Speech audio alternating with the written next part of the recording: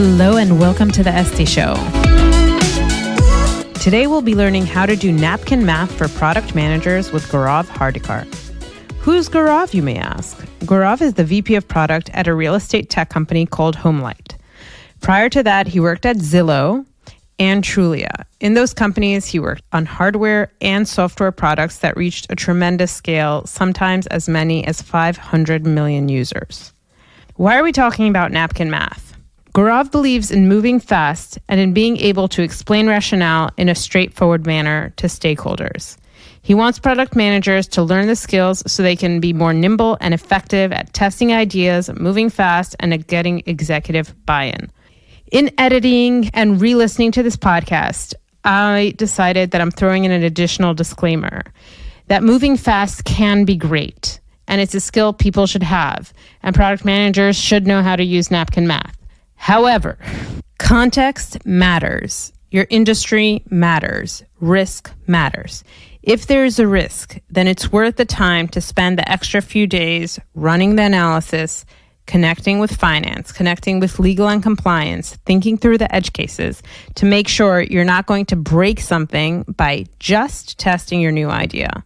Another reason I'm hesitant to say just move really fast is because if you're moving really fast on this idea that sounds great, you're not really thinking about alternative costs and what else can we launch in that time, which when you do a more holistic view and you take some time to think about it, those things come into consideration as well.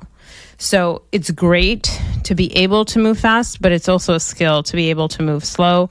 And maybe it's something we'll spend time on in a future episode. If that's something you want to discuss or want to hear someone specific on, ping me. Okay, who is this episode for? Product managers who want to get better at communicating with stakeholders, especially those who care about the bottom line. Yes, I'm talking about finance, operations. But really, this episode is useful for anyone who works cross-functionally and wants to get buy-in for their ideas. If you find this conversation with Gaurav interesting, you might like a course he's going to be delivering on Maven at the end of August. I'll include a link to it in the show notes.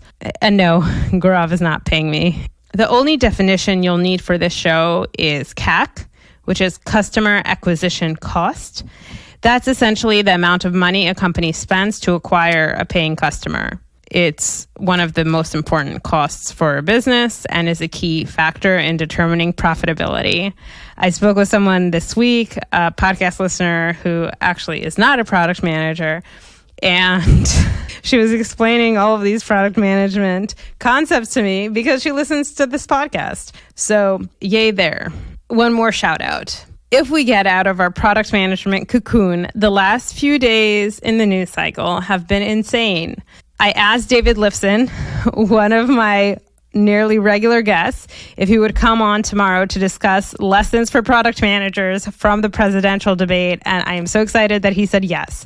We purposefully did not exchange notes. I wrote my ideas. He wrote out his, but the conversation we'll be having will be a first take for both of us.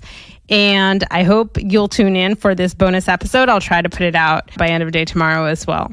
Without further ado, let's jump into the conversation with Gaurav. Gaurav, so excited to have you on. Likewise, Esty. So you have a really interesting background in a field I think everyone is familiar with from one side or another, which is real estate in the startup scene. You've been at Zillow and Trulia, and your background has positioned you in a place where you said PMs, product managers, do not use enough envelope math. You wrote a post about it on LinkedIn that went viral, and here we are today. Can you tell us a bit about how you got to the point where you did and set the stage for the conversation we're having? Yeah, sure. So actually, I started off, even before product, I started off in strategy consulting. So I started off doing a lot of business case and financial modeling, entered into PM, and I'll always kind of used my analytics or data side as much as I could in every role I had. And it's gotten me to this point where now I'm in a GM type role at HomeLight, where I own growth, product, and operations. What that allows me to see is the full life cycle from a consumer when they enter in the website to what happens when they talk to a salesperson, operations, and when they go talk to agents, investors, or lenders, right? HomeLight matches buyers and sellers to these different entities. And so throughout that, we have to prioritize, as every PM does, in terms of what's the most high impact product and what features to work on. What that requires, though, is quick, very fast judgments. And especially in the real estate space, you kind of realize interest rates dropped, overnight, right? They dropped immediately. They went up immediately, right? All of that stuff happens on a very fast basis. And over the last year or two, it's been very high. So it required product to think differently in terms of what is the fastest path to get there, which I really think means growth product and working through impact fast. So when you say envelope math for product managers, you're juxtaposing that with the more traditional financial modeling that's owned and relegated to the finance department or profitability department, if that exists. It takes an extended period of time. It doesn't involve product management in that process. And also, there's no transparency around how you arrive at the number you arrive at, right? I think I'm basically comparing it with it because you typically, if you're building a very large feature, a PM might do like a business case and a financial model to kind of showcase why it's important to do that. But that takes weeks, right? Yes. Instead of doing that, if you have days to make a decision, then you should probably do that within like minutes or hours, not days. The reason I'm smiling, is because some companies don't even have any sort of financial modeling, and shame on them. You should. Agreed. But the companies where I was at, where the financial modeling was sophisticated, and it was those fancy Excel sheets where you'd put out a bunch of assumptions and you'd get your numbers out, they were always wrong. Always wrong. But we would be on the other end of it and keep on using it. I've had the experience too, where there's assumptions being made that aren't accurate with the product, and then the PM has I always have a different model than the finance team. I totally have seen that too. At the end of the day, my take is most of the time when you're making decisions, you can make these decisions pretty fast because as a PM, you should know your core metrics. You should know what moves the envelope, right? In that case, why can't you come up with these decisions on a whiteboard or on a piece of paper, like a napkin, right? That's the point. That's why we call it napkin math. Okay. So the biggest advantage of napkin math from your point of view is that it's quick. Correct. And I'm also going to jump in that it's clear, right? Anyone can understand it. Right. Before we jump into specific examples, let's just talk about a process. So you're in a meeting, a decision comes up, we have a roadmap, actually let's do feature X, or you're even discussing the features on the roadmap, which ones are more valuable. So you sit down with a calculator and you just start doing basic calculations on each. What does that process look like? And then if you're in the meeting and you say, oh, I just did napkin math, I'm 4 projects and project X is the biggest, what happens after you walk out of that meeting? Yeah, I'll just give you an example. So let's say we're doing a roadmap meeting with the COO and we're sitting there and he points to one example and he's like, why are we doing this? Right? The answer should not be, oh, because it's a great opportunity, right? It should be, well, here's the current number of visits on the page. Here's what the typical conversion is, which I should know, right? Automatically, I shouldn't have to think about it. And then I think I'm going to move this by this percentage. This is why I think it's reasonable. And when I multiply that out, it's this, right? You should be able to quickly explain that. And you could write on a piece of paper. You could do it on a whiteboard.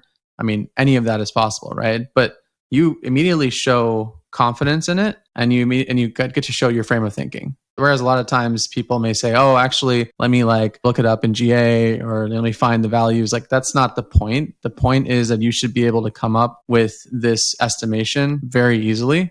And you should be doing it anytime you basically prioritize something. I mean, there are times where even in meetings, we do this live when maybe we're not seeing the impact we wanted and then maybe the person has not done it. We will actually go on a whiteboard and then write out the assumptions and spend 10 minutes doing that and be like, okay, do we still think it's worth doing? And if we don't, we'll pause it, right? There's nothing more to say about it. So I think what's great about this is I believe every company should be moving fast and failing forward, right? I think it's important to do that. But this further kind of supports that, right? It allows you to make quick decisions and not look backward. Can you define failing forward? You should be willing to fail. It's okay if you make mistakes as long as you move forward and go test new things. It's not, you can't have it all. You can't have speed and quality and confidence all at once, right? I think sometimes you may work faster and iterate faster, and then your quality bar might be a little lower. But then if you find confidence in it, then you say, okay, I'm going to spend the next 2 weeks making this experience right. I think that's the more appropriate way to work, especially in this day and age. You gave an example where you're justifying a specific feature. What about when you're comparing one feature against the other? Yeah. Yeah, that's a great one. So I actually have this approach called I call it litmus test approach. And that's where you combine the napkin math with a few more variables. So you look at dev effort, complexity, exec buy-in, and whatever risk to existing revenue there is. And so if you take this formula, you basically multiply the napkin math by 1 minus the dev effort, basically 1 to 100, and then exec buy-in, and then existing revenue risk. And then you basically end up with a new value. That's not essentially your framework. Correct. That's my framework. And you end up at a new value. You can apply it across the board. And it allows you to very easily prioritize things that a lot of people don't think about, like, hey, if I present this idea, what is the exec team going to say? Is it worth prioritizing or not? And I think that should play a factor because it's effectively your way of saying how confident are you in the idea. If you're not able to sell it, then that's not going to work either. 2 more questions on this point. So one is in the process of reading David Pereira's Untrapping Product Teams, and he talks about how teams are overburdened with documentation and processes and all of that stuff. And what you're explaining here is napkin math can be much faster than financial models, blah, blah, blah. So are you proposing napkin math as an alternative or as a first step? So after people do this process and say, I have confidence in this and this will move it, do you need to go back and then run it with all the actual numbers and the decimals to make sure that you didn't miss anything and the impact is in the ballpark where you thought it would be? Or are you saying this is actually sufficient in an organization that wants to move fast and you move on with the napkins? I think it's sufficient for a test. And so I think what my approach says is, use napkin math to prioritize testing. And that does not just mean EPD testing, by the way. It means it could be a growth marketing test. It could be an operations test, sales test, whatever. What's the fastest way to test your hypothesis? I think a lot of product managers tend to say, oh, it has to be engineering. And I don't think that's true. I actually think that's like a really bad way to do it nowadays. You could run a viability test. Let's say you were trying to see if agents would like a feature. You could run this with a salesperson. You could, if you wanted to see if clients are going to respond to something you're going to build, you could also run this with a salesperson, right? Or an SEM test. So all of these things, it's something we do very actively is like we say, well, let's test this for a week. Let's take 2 people on this, or let's run a growth marketing test on it on Google Ads. And if that performs, we know that there's at least confidence this idea matters to the end consumer. If it does, let's go iterate on it and then validate it through more actual product work. So I think that's the other aspect to this is you want to, and then that can also play into your equation. You could say if I run this test, here's what I assume in my napkin math. If I run, and the next iteration, I say actually the potential's higher. So it's actually even a bigger opportunity. So you kind of keep iterating until you get there. And the other question I had for you is where in the road mapping process is this? Are you proposing an Itamar Gilad style life where there isn't black and white? We need to have our roadmap set by June 1st and roadmap for the next quarter by this date. But instead, it's like we have this rolling set of ideas and we keep validating. And as we have more information coming in, we'll expand or vice versa. We'll fail forward. Yeah. I mean, I think you kind of always want to have a rolling roadmap. I think it's really important to know what you're going to do over the next quarter, at least from a theme and goal perspective. You should still set objectives, but the actual projects, I don't think they need to be set in stone. You should know, obviously, what you're going to do for the next sprint or two. But after that, you can iterate however you want. And this allows you to do that. I'll give you an example. Let's say you have a pretty large feature that has a lot of large potential, but you may not have high exec buy-in on that. And can you give an example of high exec buy-in? The CEO thinks it's a bad idea? No, let's say you need to change all of the backend infrastructure to have this feature happen. And it is risky from launching it smoothly, but it could move your conversion metric by 40%, right? It has that potential. And you realize, well, I can test this feature by doing a smaller test on one page that does 5%. It's not a great experience, but at least sees how people respond. So you might say that okay, well, if I put these features next to each other, I don't think I have high exec buy-in on this 40% risk one. But in this other one, it's very low effort. I can test it out. And I can show people why it's important to go towards that other larger goal. In my calculation, what would come out is basically you say, this one is really powerful, but because of its lack of its revenue risk and its lack of exec buy-in, this is going to be still a low value. Whereas the initial one has a very high buy-in, low risk, low dev effort, and the potential is still pretty good. So I'm going to prioritize this first. And then as this proves something, the executive buy-in on this might increase, the risk might decrease, and then this kind of goes up in there. So it still stays on the list, right? But things move up and down as you kind of go through the quarter. So another thing you're actually touching upon is interdependency between projects. And exactly. And this is also something where you're using one smaller project to build confidence and to de-risk another larger project. Correct. A lot of what I talk about is you're really just building confidence. Is how do you build confidence in your ideas and feature sets? And how do you involve the entirety of your stakeholders rather than just keep it to product? Okay. You're a leader of leaders. You have product managers reporting to you. And from some of your LinkedIn posts, it sounds like you're frustrated. Why don't more product managers think this way? When you're raising or mentoring your team, leading your team, how do you train your PMs to think this way? Do you think it's something someone's born with? It's the way someone thinks? Or is it something that you can ingrain in someone with certain process techniques? I think you can totally train it. It may involve some untraining. Of course, I think it takes a period of time for product managers to realize that not everything operates the same way as a Meta or a Google, right? That's fine, actually. I think it's good because not every company has the same revenue stream or product stream, right? And so especially in I'd say core tech companies, HomeLight, for example, where I'm at right now, it is more than just tech. And that's good. I think it has many different avenues. We have 3 different business lines. And I think because of that, you have to realize how you move the bottom line is not just product. It has many different ways of doing it. And when you put that enabled? Yes, exactly. And I think it's, it is every part that we do is still tech, but I'm saying that sales has a part to play, marketing has a part to play, and you need to recognize that, leverage the teams to drive the bottom line. I think that's how PM should really think. Also, when you're a tech-enabled business, no matter how good the website is or, how seamless the funnel or login experience, whatever, if the product you're selling is shit or it has fundamental issues, no matter how good the website is, it's not going to fix it. Correct. And I think actually most businesses are tech-enabled, right? It's not it's actually the anomaly that you're a pure tech company, right?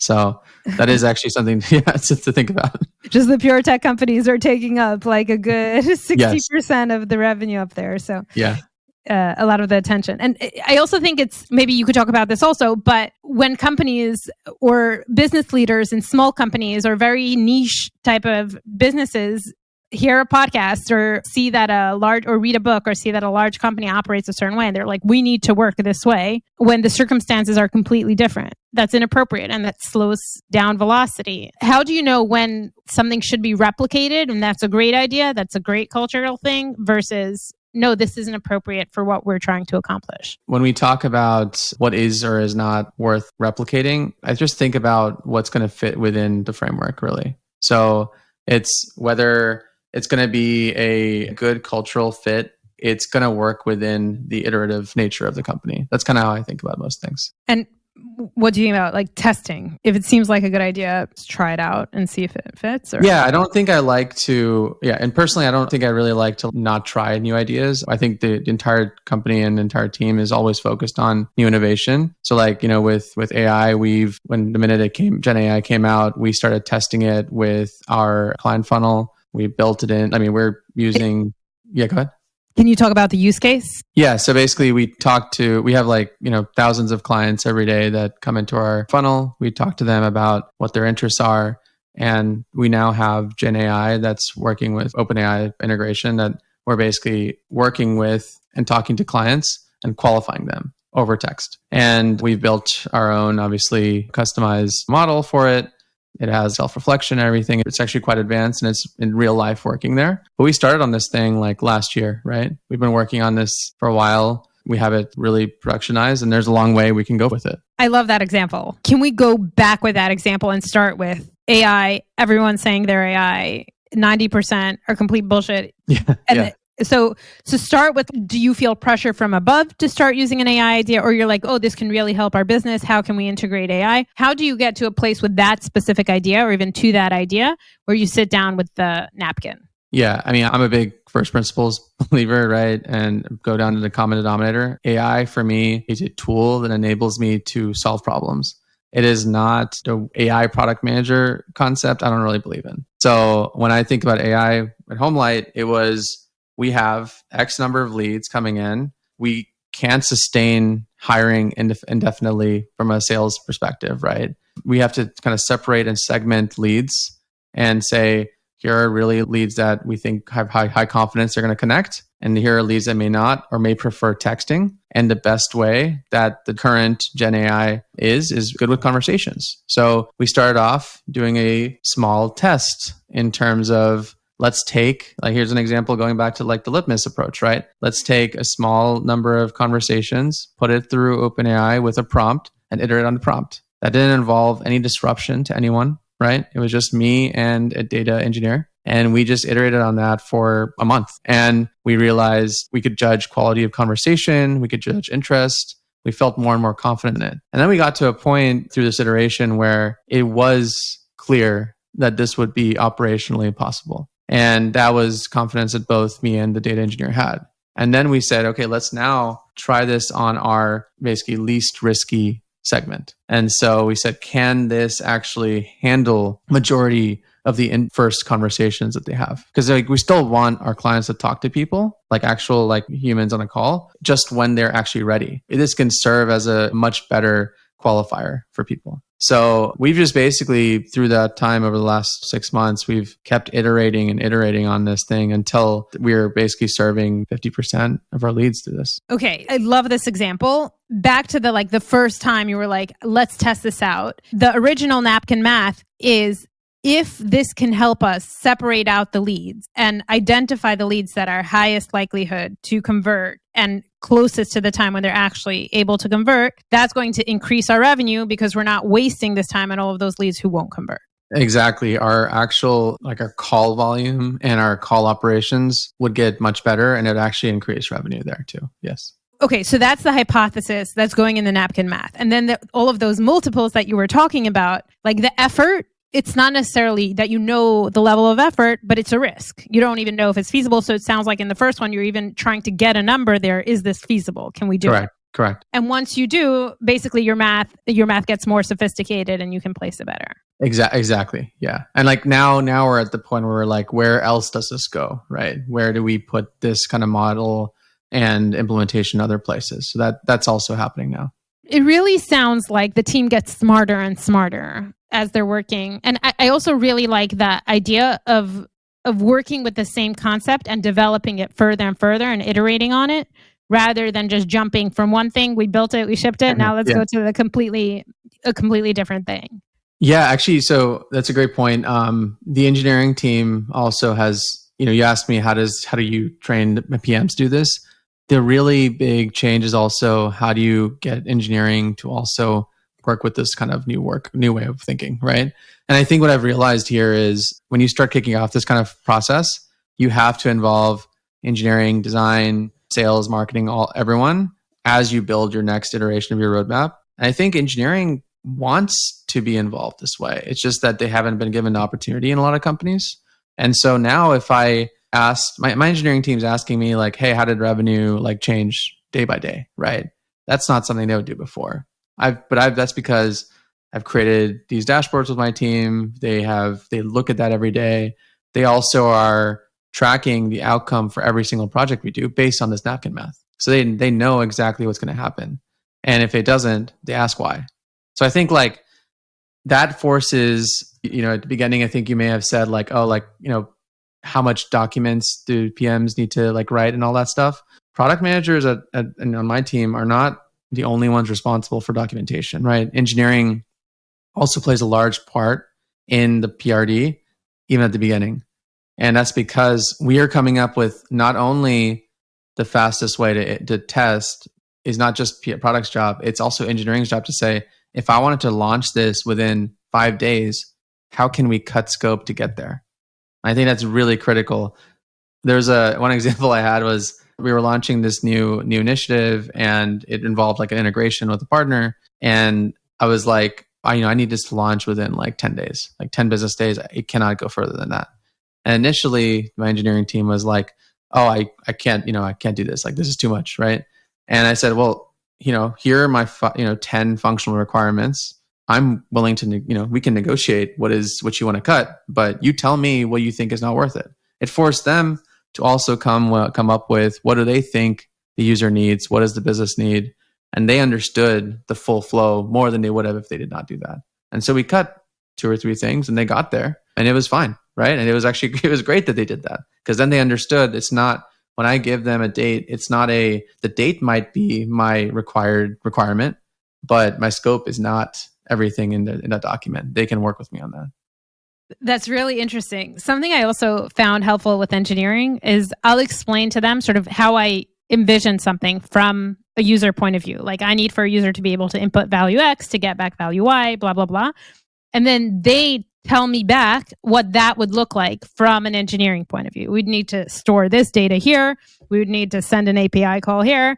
And then they tell me also, like, setting this up is huge. It's really a project. And then I'm like, okay, but that would only give me feature Y, which I don't really care about. So if we eliminate that, yeah. So the same way they have visibility into what I'm thinking about, it gives me visibility into them and into an idea like, where can we cut? Totally agree. The one thing I struggle with a lot, and maybe you could help me, like this idea of napkin math, quick logic is all about getting teams to think fast, to make decisions fast, to move fast. And what I've seen a lot in environments that are prioritizing speed is that they have a bias for action, and they'd rather have something moving rather than have the right thing, or rather than have the investment. So for example, the story you gave at the beginning, where you have to make a back-end infrastructure change that could ultimately make a huge change to the business. I've been in a number of companies where changing the back-end would be very valuable from a deployment speed point of view, because the system is so hacked together that any tiny change causes huge risk and burdening to the platform and latency. And launching any new feature takes much longer. So making this one, let's say 3-month investment where we just gut the house, essentially, it's going to be painful for 3 months because we can't move. But after that, all the other initiatives should be moving faster. Have you seen a similar kind of a pattern? And what's your recipe to know when to speed up and to know when to slow down? Yeah, I think my method actually works quite well for this problem you described, because I'm not saying, like, I am still saying you need to have your objectives, right? So if my objective is to grow X revenue from this channel by, Y%, like, that still stays. And if you're still estimating and re-estimating your roadmap as every week or so, right, you will see that larger project go up in value week on week, and it will cut to the top. It may not be there week 1, but on week 8, maybe it is. And at that point you say, I now have confidence in this. So that's kind of how the AI one is a great example that I talked about. Like that's exactly how that worked, because the objective was still there, and we were able to kind of bump up priority on it and showcase that it was worth doing. And then everyone bought in, right? Because they're like, okay, it's clear what's going to happen, so we should invest in it. When you're talking about untraining your PMs, can you talk about what you're untraining them from? And at which point do you model, and do you bring them into the meeting, do the napkin math yourself, versus sort of throw them in on the deep end and say, how much value is this going to be for us? Yeah, I mean, I think when I say untraining, I really just mean getting the PM to think more like flexibly and open to like new concepts. I think that's actually the best. I mean, even me, right? Like, I think it's important for me to be like open to new ideas that come into the PM world, and be like, oh, maybe this works, maybe it doesn't.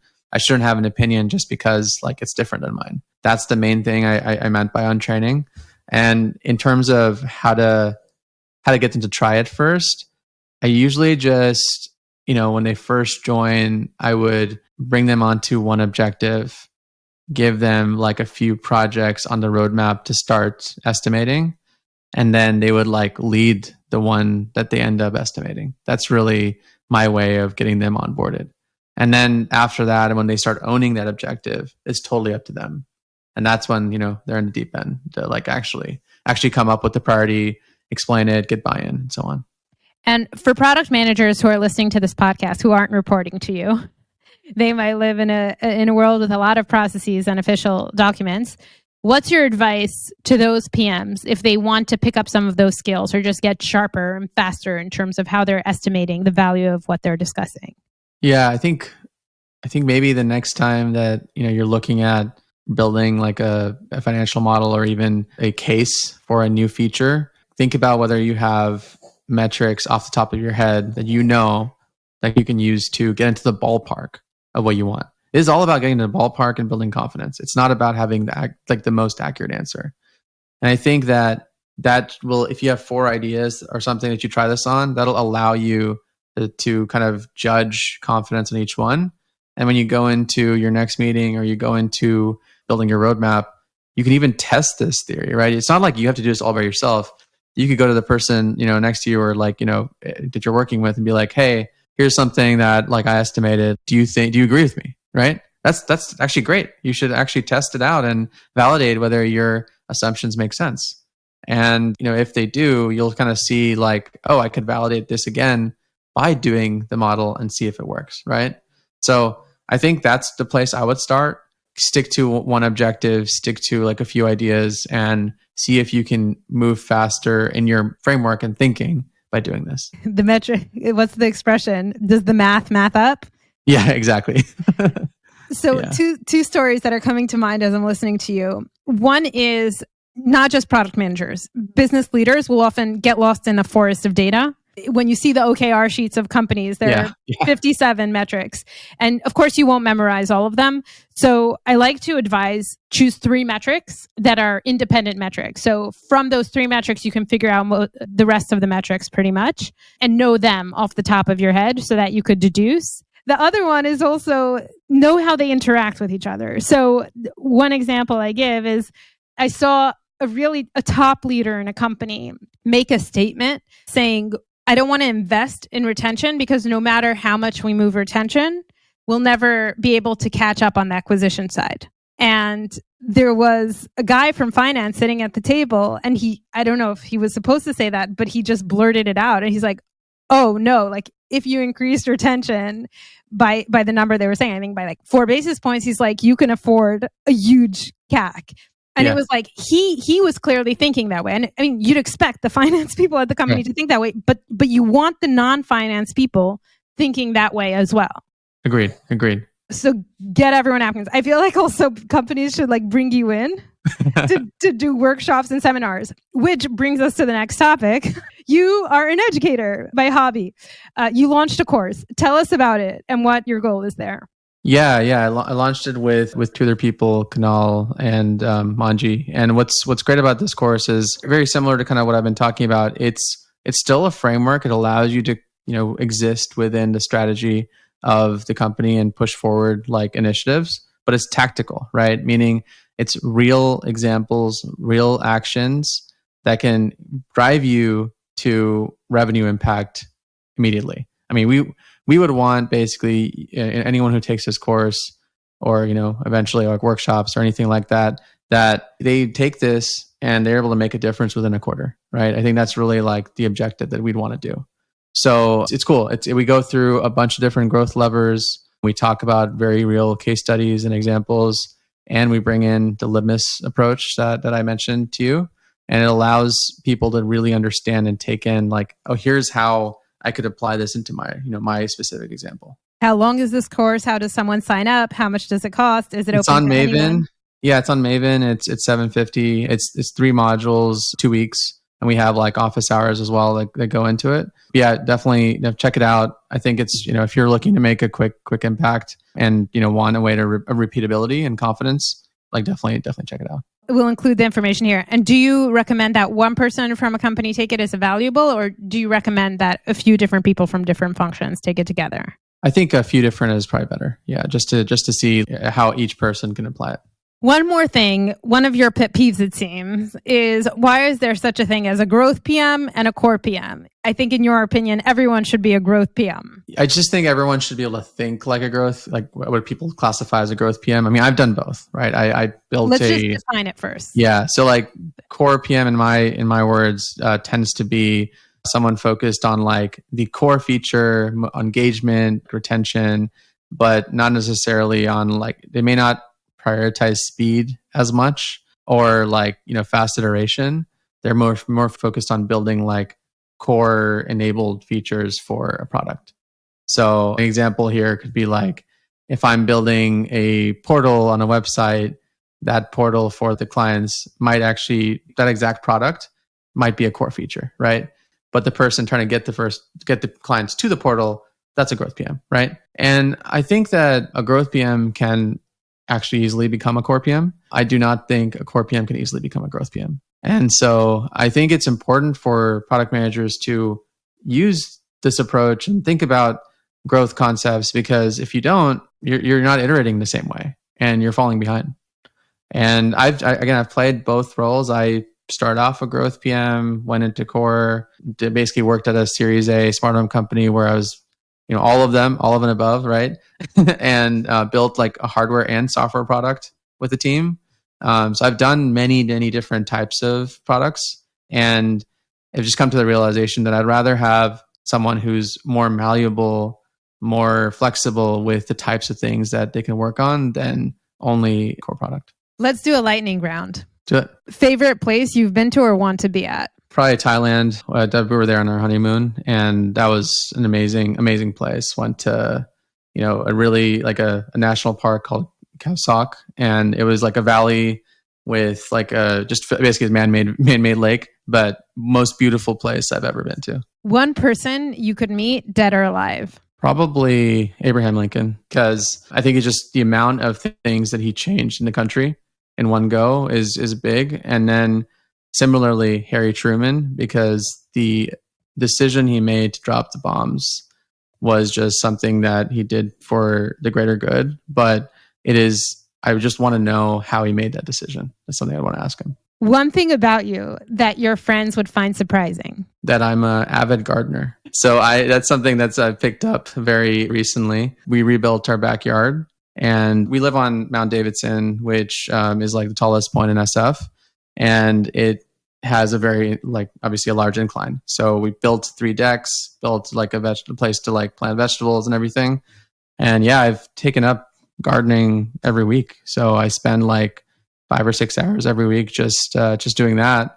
And it's quite peaceful. I did not think I'd do that. Outside of Napkin Math, startups, real estate, what's the one message you have for someone listening to this conversation? Don't ever stop learning and being open to new ideas. I think that's probably the one thing that keeps me going. And also stick to what challenges you. For me, I mean, I mentioned Harry Truman, Abraham Lincoln. I'm a big history buff as well.